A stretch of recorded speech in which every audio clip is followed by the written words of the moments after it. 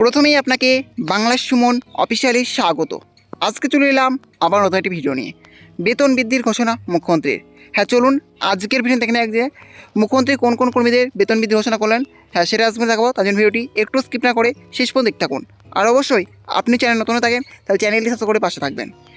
আশা, ICDS, civic, VRP সহ সকল অস্থায়ী ও চুক্তি কর্মীদের বেতন বৃদ্ধির ঘোষণা করলেন মুখ্যমন্ত্রী।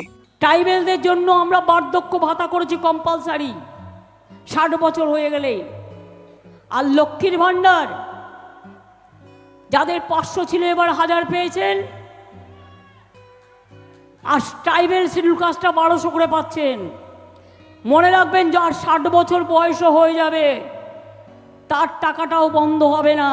যতদিন বাঁচবেন ততদিন পাবেন, যতদিন বাঁচবেন ততদিন পাবেন, যতদিন বাঁচবেন ততদিন পাবেন। আপনারাই আমাদের মা, আপনারাই আমাদের আম্মা, আপনারাই আমাদের মাদার, আপনারাই আমাদের সব কিছু চালান। মা না থাকলে সংসার চলে না। কৃষক বন্ধুরা, আপনাদের কৃষক ভাতা 10,000 টাকা করে আমরা দিই। এমনকি যারা সমুদ্রে 2 মাস যেতে পারে না তাদেরও 5-10,000 টাকা আমরা দেবো বলেছি। 2 মাস তারা যেতে পারে না।